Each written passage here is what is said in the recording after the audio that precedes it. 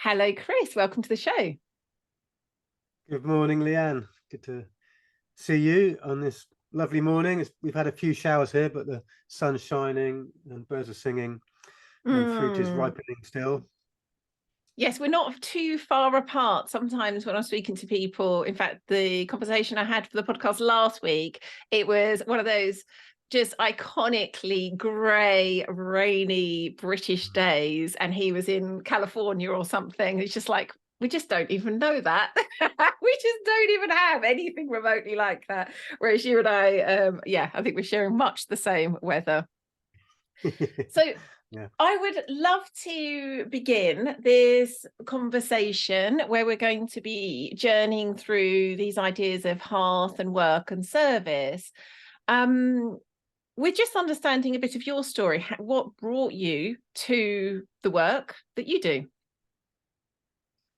Oh, that's a good question, and I do many different bits of work. You know, I'm self-employed.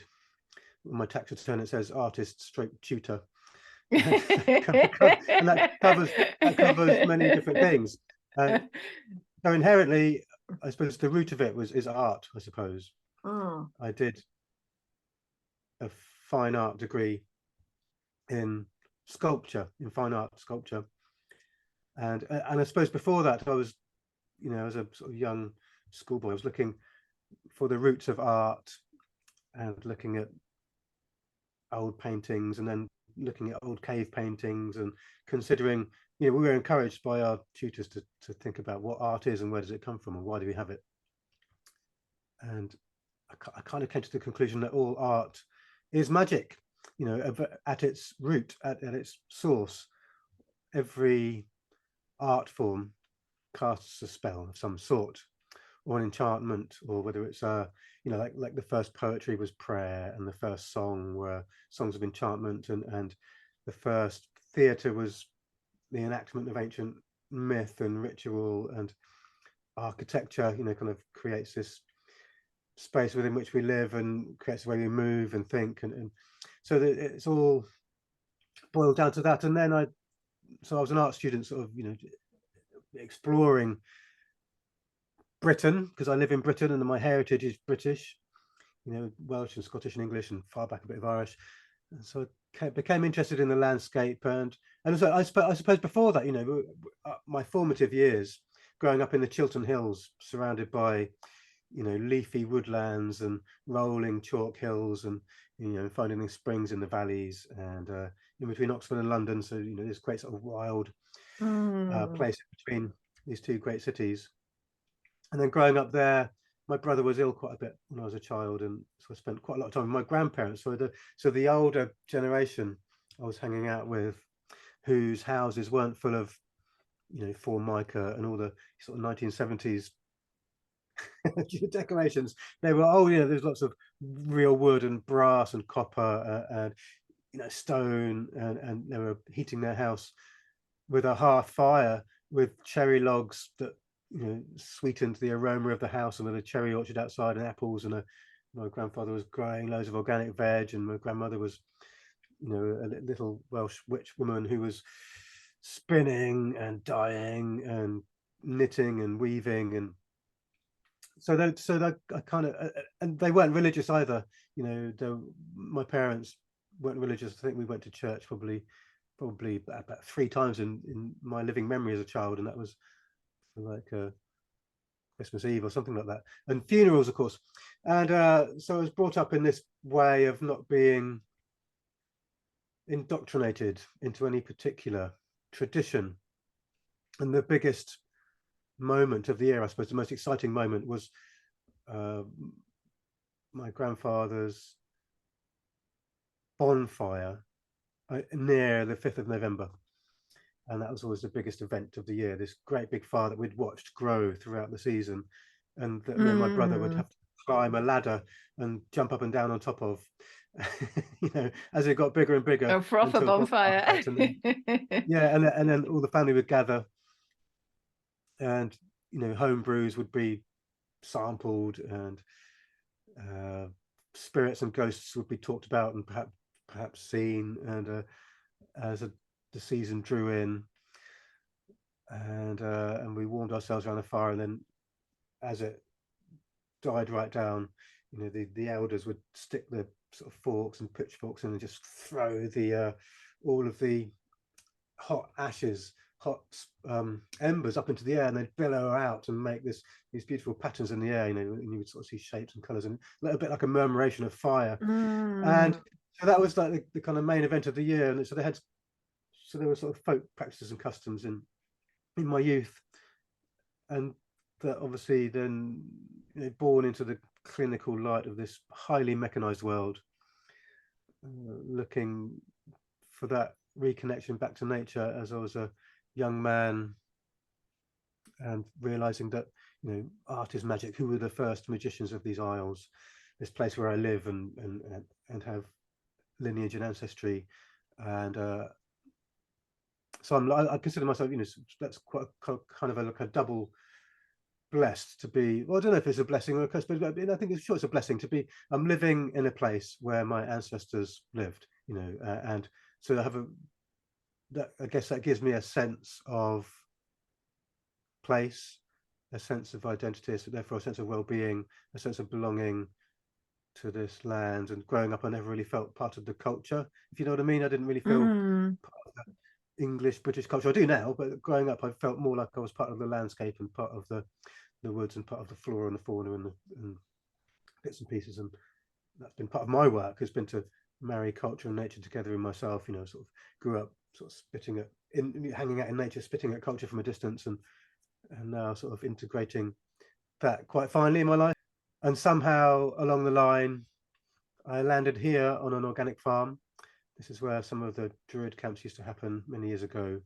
And I came here out of a project living in Wales. I've lived in Wales quite a bit, excuse me, and one of the moments when I lived in Wales was part of a project called Surviving the Iron Age, and we were living in Iron Age houses with a group of 16 other volunteers, children and animals, and milking goats in the morning, and slaughtering rams, and smoking their meat above us, and using their fat to make soap, and making charcoal, and which was a real coming home experience for me. I joined, you know, I joined these traditions and paths because, you know, I had a strong calling, but a contemporary calling, you know, as a contemporary person looking for a environmental spirituality that was artistic and magical and connecting and liberated and loving.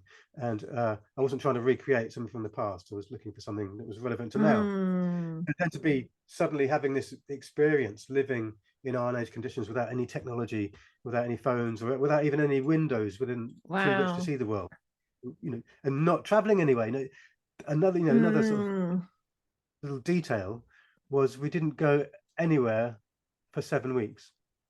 Goodness. I mean, how often does that happen in your life? Yeah. To not get in a car, to not get into a machine. You know, it can happen sometimes, maybe if you're on a retreat for a weekend or 7 days or 10 days or a couple of weeks at most, you know, you can go somewhere and not get in the car. But so that was a real grounding and a real coming home to the raw elements, to the hearth fire that we were cooking on every day, keeping that fire going and smoring it in the evening. Smoring is like you get 3 burning bits of wood and put them close together and cover them with a light bit of ashes, and they just keep ticking over in the night, and opening it up in the morning and rekindling that, you know. So just simple things like that, you know, grinding wheat into flour to make bread, and working skins and bone, making iron, you know, living in that landscape and being barefoot a lot, without the technology, without plumbing, without electricity, without glass, without all of the things that we think we need and rely on today. So that conjured in me this feeling of like looking to the past to look to the future, realizing that, you know, that one day we may not choose to live like that again, but we might need to, you know. So there's this sense of like, oh, I feel like I'm in, you know, empires rise and fall. There's, you know, we hear about stories of climate change and stories of seas rising and stories of great change occurring in the world. So I felt like, oh, this is important. This is important to know, to take one's shoes and socks off and to sink oneself deeper into the landscape of these isles and wherever one is in the world, and understand the raw elements of Mother Nature there, whatever you want to, however you want to story you want to tell yourself to calibrate the world around you, and honor it and thank it and understand it and know that it's can sustain. So I love what you're saying there in terms of this. We're at this, like, so almost like a crossroads between the old and the new. This like time, as you say, of like deep change that's been spoken about in lots of different traditions. And I certainly know that for myself and for Jonathan, the co-founder of Wake in the Wild, but also for so many of our students, we are feeling that exact sense of like, I'm at this crossroads. And it's what you spoke about there, that it's like a really important time to like really deeply be in that crossroads in order to be any sort of bridge, and in order to kind of reclaim the old, kind of step into the new. There needs to be this sense of like grounding into this time now, this land now, wherever the land we're on. So I love that. And these themes that I saw weaving through your story of magic and that connection with the land we're on and the seasons we're on, I think these are themes that, again, I think for any of us that are called into service of this kind, these are the kinds of themes that one way or another, like we've all obviously got our own different journey through these. We're all having experiences of this kind. It's like this, like incredible, these archetypes just are finding their ways like into each of our psyches and into each of our lives. And when I heard you share about these ideas of like hearth, service and work, I was like, it feels as though that it is a kind of, it's an archetype in itself. Like this archetype that's like making itself known in our lives right now for a reason. Like these deep ancient archetypes are coming now and like putting themselves in our awareness because they're needed now. We're needed now to really embody these. So I'd love to hear this. Firstly, I know you shared on the reel that I saw, you shared where this idea of this triad came from. So I'd love for you to start by sharing that. Thank you, Lian. Yes, so I guess I ought to introduce what a triad is. And it's a three things, simply, isn't it? A triad is three things. And it's a bardic strategy to help one remember folklore and wisdom and history and places and people and moral teachings. So there are many, and some are Welsh and some are Irish. And some are contemporary, contemporary bards and ovates and druids and other folks that write triads today. And I'm not sure how old this one is. It comes from the Irish tradition. So it's an Irish triad. The Irish triads tend to be more moral, and the Welsh triads tend to be more historical and about place and person, and like the three chieftain bards of the Isles of Britain, or the three names of the Isles of Britain, for example. So this is called the three foundations of spirituality. So the three foundations of spirituality: hearth as altar, work as worship, and service as sacrament. I love it. It's so simple, and it brings everything home. So, and it's not talking about this. It's not saying this is spirituality. It's just saying these are the three foundations of spirituality. And so, of course, whatever your spirituality is, has many different dimensions. A mythical dimension, a social dimension, a magical dimension. It has many different dimensions. A supernatural dimension, and this is teaching us the foundation or the three foundations of spirituality. So your hearth, you know, even if you don't have an open fire or a wood burner, it's essentially the heart of one's home. Perhaps the kitchen where one cooks, you know, where the flame is that boils that kettle to make a cup of tea, or the oven is that heats food.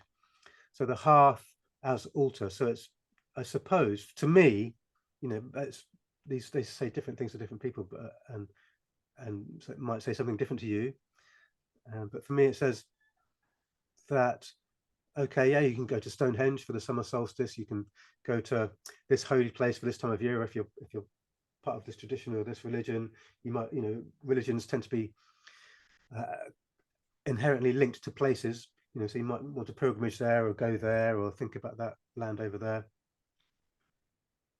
But the foundation of that spirituality is what you do at home, how you are at home, and you know, there's a solstice everywhere. There's a you know, wherever, you don't have to go to these great magical places to celebrate. It's all here. It's all in the house, and the prayers you make at home are just as important as the prayers you make out in the social ceremony that you might be in, and the practices that you have, you know, outside, are sustained by the practices one might have at home, and the food that is sacred, and the cooking, and the warming, and the gathering, and the family, and the all of that, everything that one has at one's hearth and cherishes as important and sustaining there. I love this notion so much, and it's funny, I'd forgotten that you and I were speaking this morning, or the topic we were speaking about. And as it's funny now thinking back, the synchronicity of this, I think I was just brushing my teeth this morning. It triggered a thought very much like this, which is something I've contemplated a lot, but it was like I was plunged into this experience of, even the way I brush my teeth is an embodied a prayer almost. It's kind of like everything I'm doing here is part of that you know, worship that I would do at an altar. I'm doing it here at my sink in the morning. And I had that just like suddenly like drop in, just very spontaneously, as I was brushing my teeth this morning, again with no conscious realization that we were having this conversation. So and I really feel the deep wisdom of that. And I think for some of us, the way to recognize our homes like this can actually start with an actual altar. I know that as we invite our students to kind of go create an altar, you know, in their home or on their land, that kind of embodied like remembrance of that, what it means to have an altar, what it means to go to a place and like bring like reverence and attention, the creation of beauty, all of this can be that kind of like that altar can then kind of like ripple out into, you know, the whole room, and then the whole house. And I really have seen that happen, certainly for myself personally, but I've seen that happen with others, where even that we've been so in this modern world so divorced from the like what an altar can mean. Like the only representation some might have is in a church. I didn't have a religious upbringing like you didn't either, so I didn't even have that understanding of altar. But there was a real reclaiming of like the true meaning of altar, to then recognize it can also be like my whole home. So I love that so much.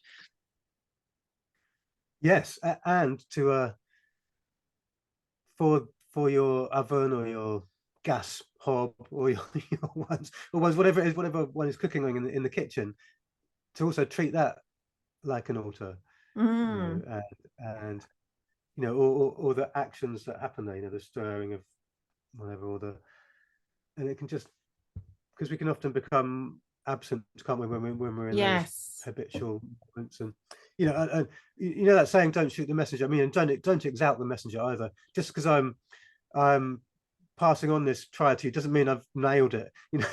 You know, but I'm just considering that, you know, that when, you know, when we're at home, we're often more relaxed, aren't we, and more like, and you know, less putting on a show for the world, you know. And what we do at home can be just like, oh, come in, take off all those personas and masks and put your feet up and watch rugby or something. But those moments of making a cup of tea, lighting the fire if it's a fire, or lighting the gas, or, you know, clicking on the electricity, whatever you've got, connecting with the elements there and with what's happening. And yeah, so I guess this triad is reminding us of those moments that we might be less conscious or more absent, or well, it's reminding me right now to do that. And I guess, and also the hearth, is the word hearth is synonymous with the whole of the home itself, isn't it?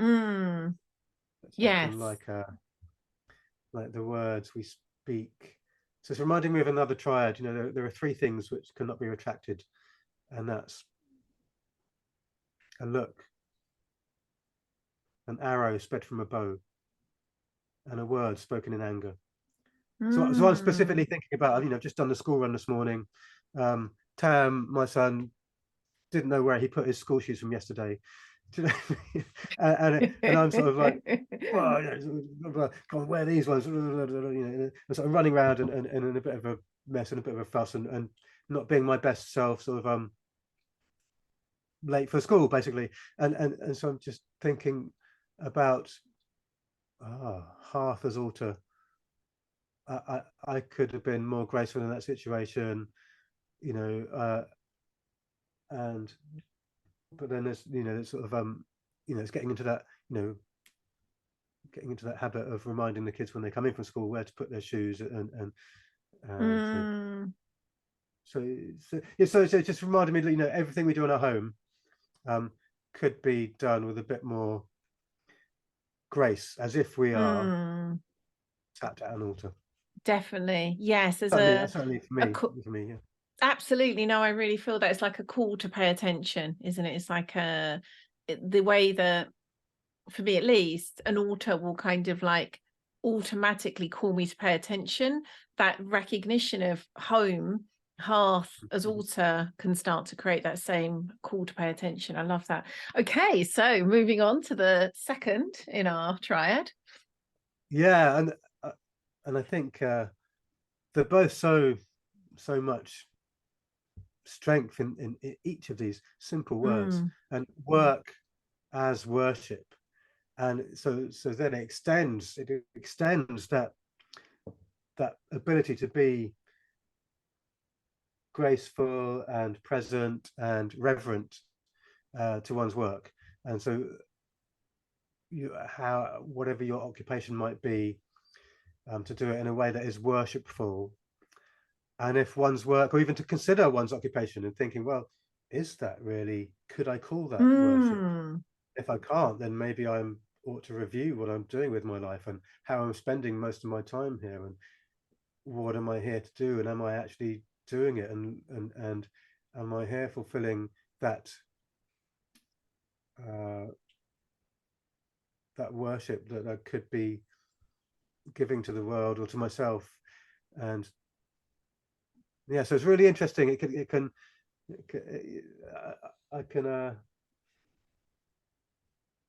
spend hours just thinking about that, or contemplating that. And I guess for me, how it has affected my life, this triad, is that, you know, I think my work and my lifestyle is informed by my spirituality, and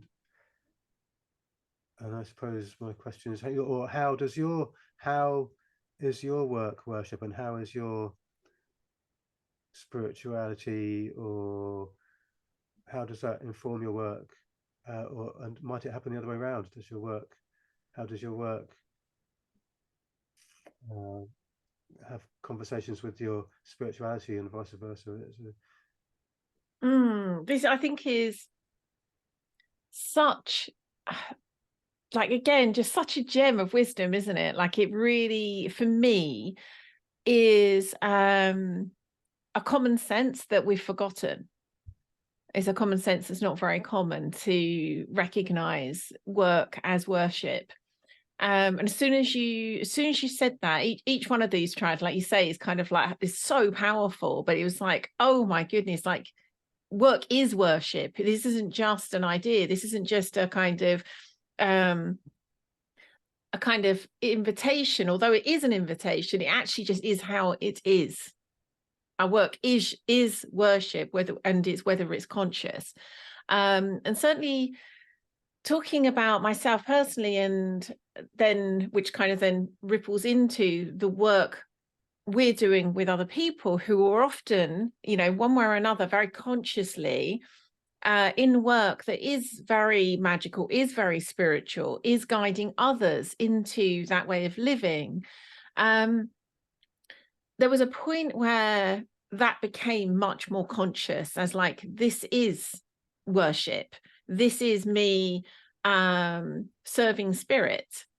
This is me kind of unfolding that unique myth I came here to live, but ultimately as a way of serving others in the world. And the word service is like inconvenient, because it's the next one. I'm trying not to say it. But it's I think, as you say, it raises first that question, is like, is my work worship? And I look back at my 10 years ago or so, my work, I wouldn't have been able to call it worship. What I was doing then was very different. And I knew it wasn't actually. It wasn't a question I was asking myself, but I also did. I think most of us have an embodied sense of like, I'm not really doing what I came here for.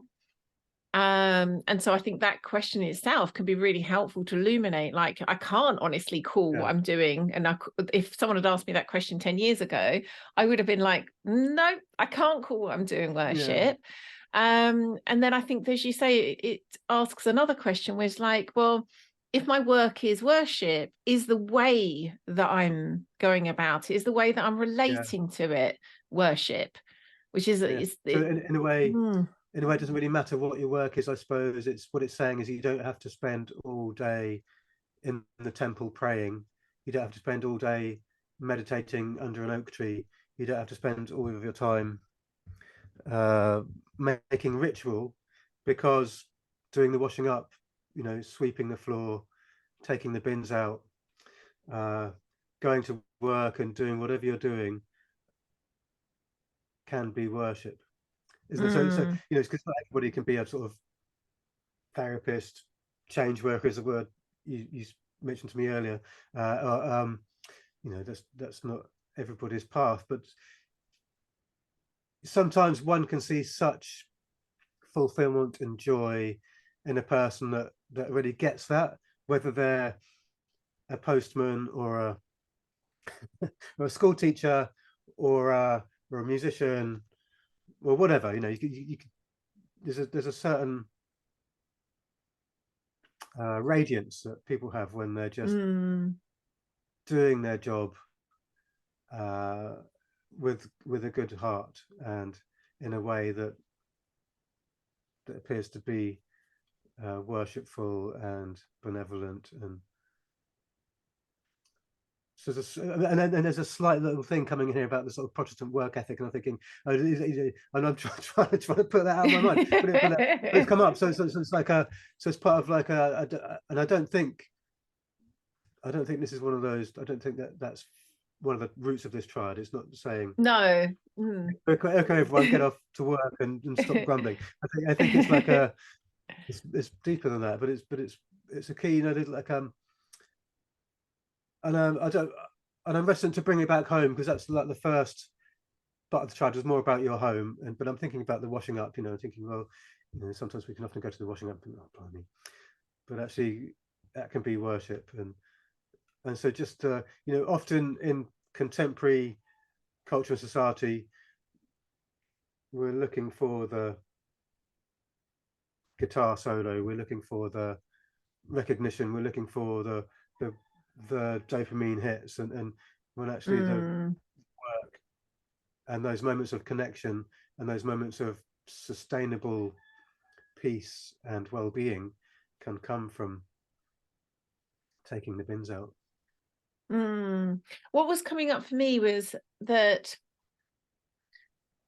this idea, again, because so many of our listeners are, again, very consciously doing work that could very, they may well describe like, oh yes, now you've given me that lens. My work is worship. And I think there's the places where we are, pulling back from it, resisting it is not welcome. It could be, for example, a challenging kind of relationship with a client, let's say, or a kind of call to move into an area of work that holds fear. I've certainly been there myself, and it's like that's where especially perhaps we're being called to hold work as worship. Yes. So conflict and challenges always bring out the worst in us, don't they? Or show us what we're really made of. And so then to kind of be forgiving of that part of ourselves, or to be mindful, or to be less in the reaction and more in the, oh, this is, how can this be worshipful? How can this be, what's this teaching me? And what's the trial here? What's the lesson? And how can I mature into this dynamic? And it's never easy, is it? No, I love the way you said these things that can bring out the worst in us. And I was like, but they could bring out the worship in us. I love the wordplay there. So moving on to, and I'm intrigued here because I don't yet know I fully understand the distinction between service and work in the way that you're speaking about here. So let's move there. Okay, so this is an Irish triad, and it gets, and a sense, because it's got the word sacrament in it, and it's got altar and worship. You can feel there's a sense of the sort of Christian influence upon the monks that wrote the triads down. So these many of these triads are ancient, and especially the Welsh ones contain a lot of sort of old deities and ancient characters in them, but they were written down by monks, so there's a sort of sense of service as sacrament. So the sense of that this is written in a kind of more Christian language, isn't it, I suppose? So service as sacrament. How are we of service to the world, not just our social human world, but how are we of service to our garden, to the environment, to just mention taking the bins out. If that's your work as worship, then that really does call you into considering recycling and consumerism, and there's so many other things that can come into that, and going right back to the first, Hearth as altar. What are you cooking? What are you putting in your body? Is it genetically modified? Is it saturated with pesticides, or full of what? So there's that whole element of health and consideration of all the elements and everything we do, and so service as sacrament is it's kind of like the cream on or the cherry on the cake on top, or the how when we're not working and when we're not at home, or strewn through all of it, and perhaps the magic ingredient is that element of service being the sacrament. And a sacrament is generally something one receives, isn't it? So there's that sort of giving and receiving element of this last thing, or the sacrament might be something you give. So it's like giving to receive joy, and receiving to give joy in a way that is more selfless, perhaps, in the sense that I don't think I don't think there is a dark side Of course there is, but not in the kind of evil conspiracy sense. There's no sort of dark side. There's just a long sliding scale of or a circle even of selfless behavior to selfish behavior, and in many different points of our life and points of the day we're on different parts of that scale. And I suppose that's just trying to bring awareness to like, how can we be more of service? That's But we need to serve ourselves also, don't we? yeah, absolutely. I'm finding this belonging. word sacrament fascinating here, because it, as you say, normally, again, it's not that I know much about religion, but it's typically something that is received. And I think in some ways my mind was doing this kind of like turning sacrament into offering, as in something we offer, like we might offer at an altar. And Like I a was like, sacrifice. yeah, and it's so interesting, isn't it, that it's actually not that word, which then I like the kind of, firstly, the sort of paradoxical nature of that, but also I think it's calling me into this deeper relationship with, how can I put this? If a sacrament is a kind of like offering of divine grace, and then is recognizing there is like a reciprocity, like just within this. It's like we can think we are making an offering, or we can think we're taking the sacrament, but it's all happening at once. There isn't really this separation between us and other. It's all this relationship that's happening within that exchange. There's something really fascinating to me about this word sacrament, and it almost seeming the opposite of service, and yet it's there for a reason. So I'd love your sense of that. Yes, I think it's useful just to draw a circle around the whole triad. And think what it's saying is like, you don't need to, well, no, look, like everything you do is your spirituality, not just what you do in your Sunday best at church for those few hours. If if you're a Christian, or not just what you do in the Gurdwara whilst you're eating those lovely sweet treats with your friends, or not just what you do in the mosque, or even if you're not religious, not just what you do when you go to your be with your spiritual community. It's saying that, so it's saying that that sacrament, that altar, that you do every now and again, according to your tradition or your practice or your religion, if you're not still behaving in that way with that reverence at home, then there's something slightly pretentious about that. And what you do at home and what you do with yourself and the way you are in the world, 90% of the time is 90% of the time. And how is that? Yes, beautifully captured. I've really enjoyed this. I think there's something so there's like a surface level we can relate to this triad, but I think there is like this deeper invitation to kind of like keep looking at how that's showing up in our lives, that wherever we are, there is a call back into like a deeper paying of attention. Really appreciate that. Yeah, gorgeous. So we are up on time. Where can listeners find out more about you and your work? Okay. Well, unfortunately, like most ways of the world today, probably on a gadget or a phone or a screen somehow. And I have got this ancient website that I haven't been able to update for about 10-15 years or something. So it shows lots of old work, acorneducation.com, but that's just like a museum now.